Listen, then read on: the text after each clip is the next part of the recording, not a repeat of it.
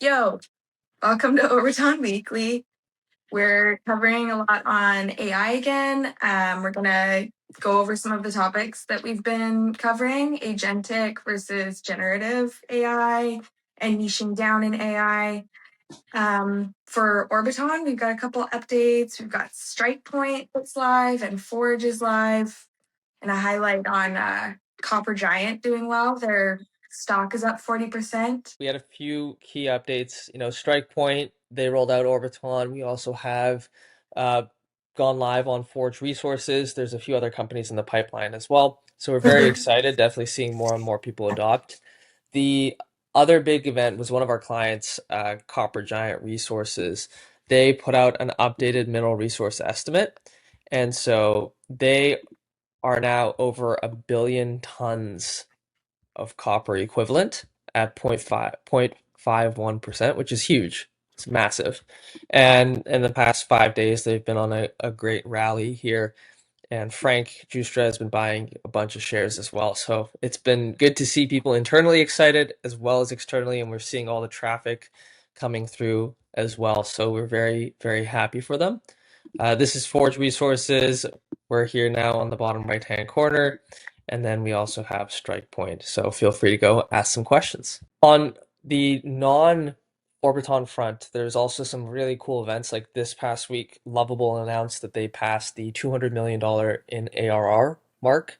And so this is huge because this is the fastest the company's ever gone from 1 million to 200 million in annual reoccurring revenue. What that really means is, they always talk like, yes, there's a lot of hype surrounding AI for sure, but what Lovable has really nailed is being able to create websites with no code, or more specifically, web apps with no code. And the reason that this is significant is because it makes it easier for anybody to create software. And that's why so many people have adopted the product. You look at the total addressable market for Lovable, anybody who builds software. Like have you ever had a software idea, product idea, something you want to build? Yes.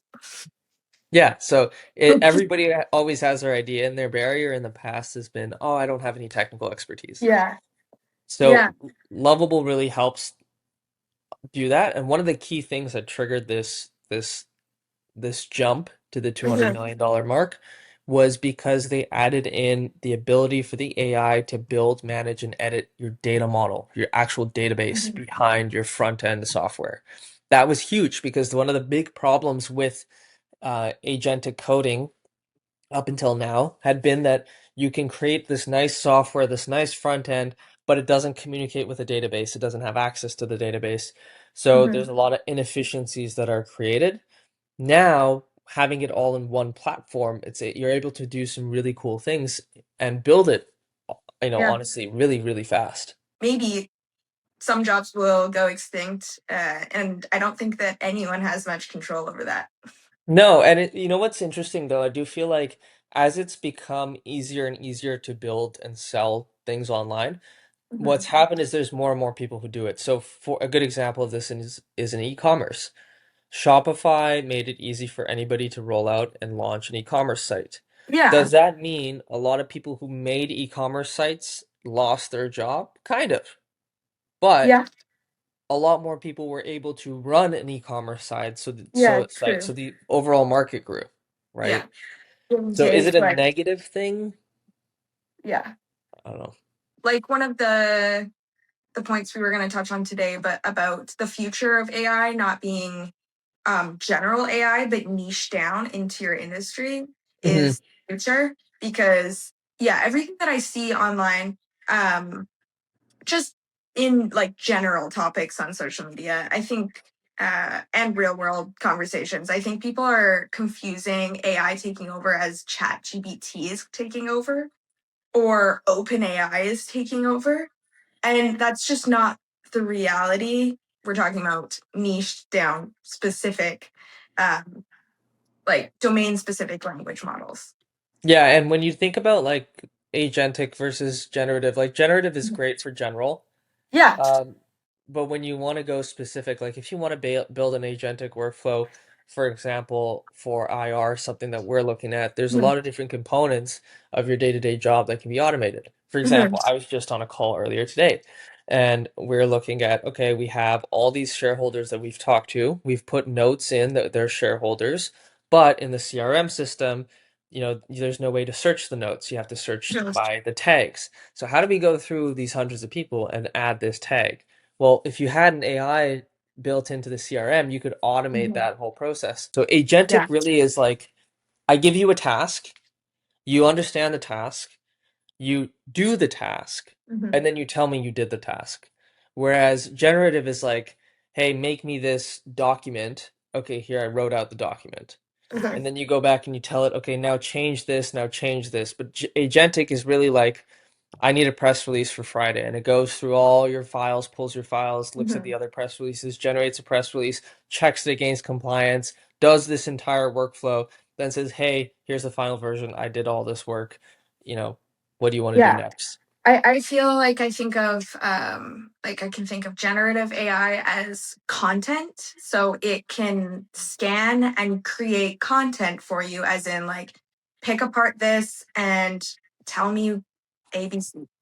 Whereas agentic is more of a process.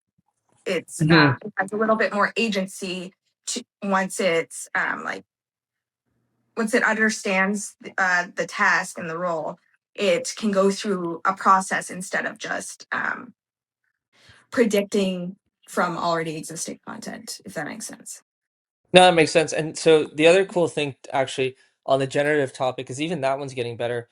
There was Mhm. Google launched Gemini 3 this week. The thing that probably is the most cool is like in Notebook LM, you can upload a whole bunch of files and then it can actually build and design flowcharts.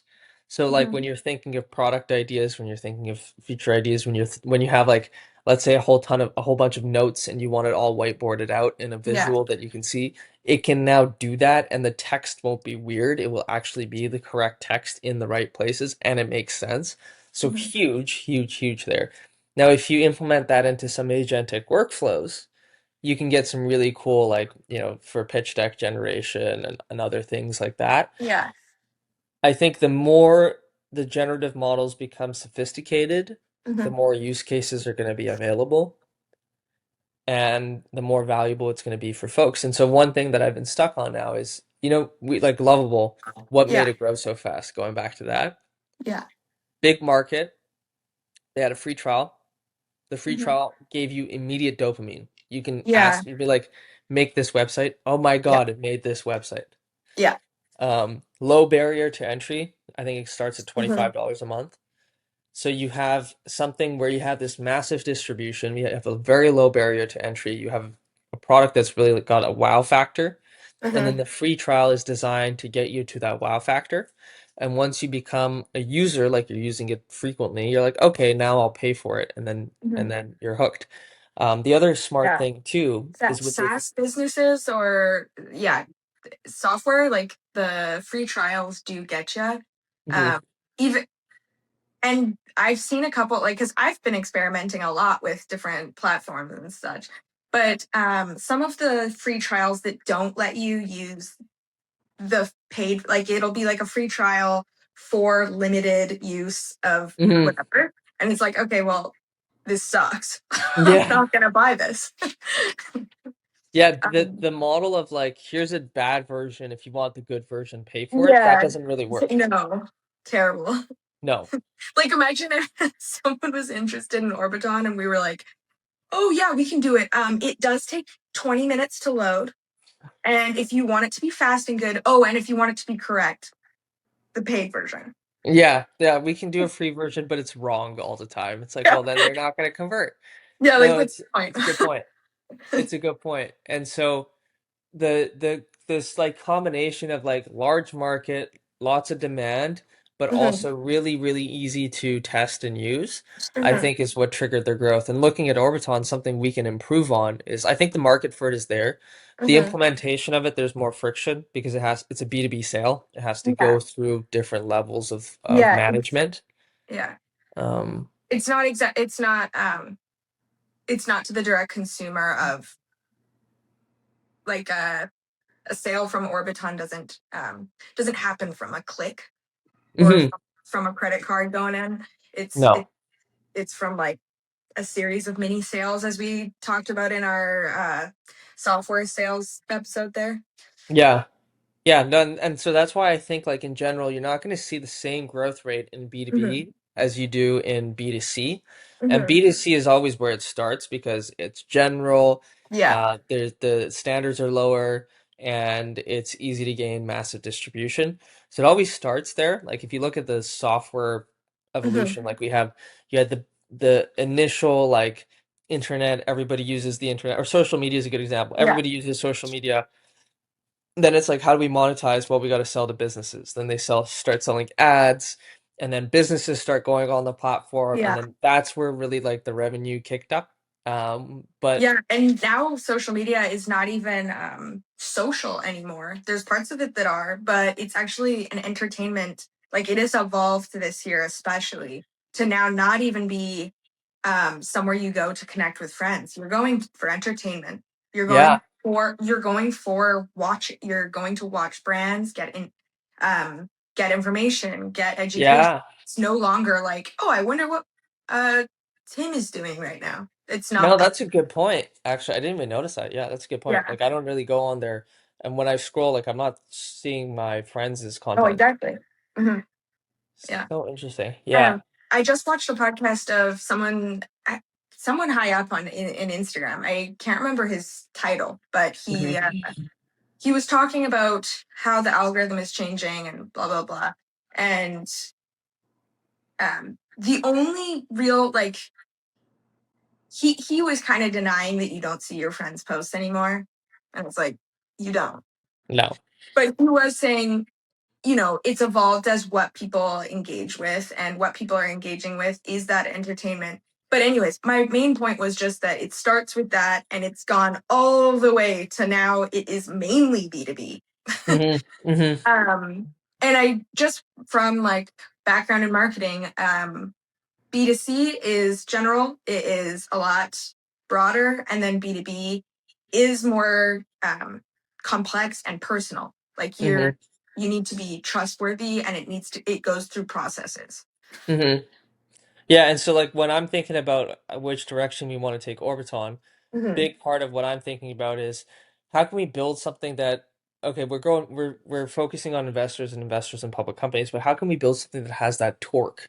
And I think Mm-hmm. the thing we need to find is that wow moment Yeah. where when somebody within the company sees Orbiton, they Mm-hmm. use it or something, they're like, wow, this is crazy.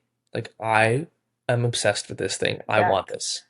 And we're getting there. We're not there yet, but we can get I there. yeah. The honestly, my personal excitement is the embedded link. I like it a lot. Hmm. I super helpful. It's just like in this phase of like there needs to be, we need people need to trust things like that. Yeah. And that's a process, but something that can do that as simply, like, I'll be excited Yeah. That's it. Like, when it's everywhere. Like if I wanted to go and buy stock and like pretty much everywhere had an Orbiton embedded link, that'd be cool. mhm. Anything else you want to say? No, I think I'm just excited to see how things develop next week. Every week there's more people who are signing up, and every time someone new signs up, we learn more about our product and what Yeah. folks want. So I'm excited to see how things develop. I think we're in the right direction. We haven't found our product market fit yet, where I feel Mhm. like we grow like wildfire.